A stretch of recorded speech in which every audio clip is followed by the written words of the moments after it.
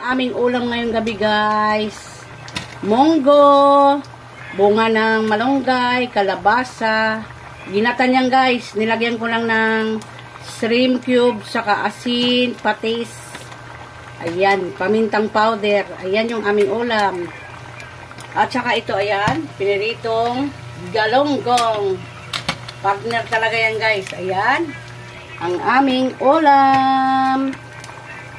Guys, tapos na ako magluto. Ito yung aming ulam. Munggo with kalabasa tsaka bunga ng malunggay. Ginataan ko yan guys. Ayan, sarap yan. Tsaka ito, yung partner niya, Gigi. Diba? Ayan guys. Ayan guys, yung aming ulam ngayon. Hipon with sayuti. Ayan siya. Yummy, yummy yan. Tsaka yan, GG na naman tayo. Ayan ang aming ulam. Ulam namin ngayon guys, itlog sa katuyo. Ayan.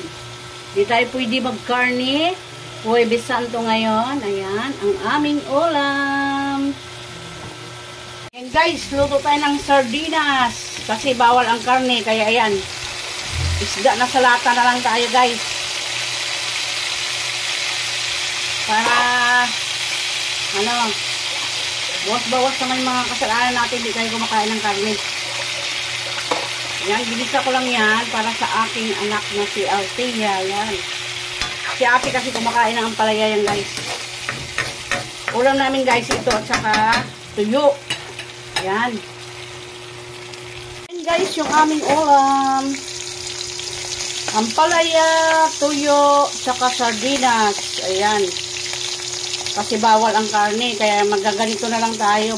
Sa ano lang tayo babawi? Linggo. Tuyo. Yan. Guys, tapos na ako magluto ng aming ulam ngayong gabi. Tuyo, ginisang sardinas, sa sibuyas, sa bawang, kamatis. Ato, ampalaya, itlog. Yan. Nilagyan ko ng itlog yan guys. Ang aming ampalaya. Yan. Kainan na tayo. Ayan, luto na ako. Ayan guys, ang ulam namin ngayon, paksiw na naman with mangga. Ayan. Alam nyo na yan kung anong isda yan. Sarap yan, diba? Maasim kasi yung mangga guys, kaya nilagyan ko ng mangga yung paksiw ko. Ayan. Kunting mangga lang naman yan guys. Yan, hanggang dyan na lang muna. Ito na guys, ang aming ulam, araw ng Huwebes. April 18, 2025. Ito yung aming ulam. Sinigang na hipon with talbos, labados. Ayan. Yung aming ulam, guys. Yummy, yummy. Guys, araw ng Huwebes ngayon. Huwebes Santo. Sinigang na hipon tayo at saka talbos ng kamote at saka labanos. Ayan yung aming ulam. Saka ito. Ito na naman tayo, guys. Paksiw sa mangga at saka suka. Ayan.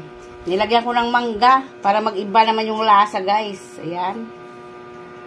Kahit ganyan lang yung ulam na yan. Taob ang kaldero dyan.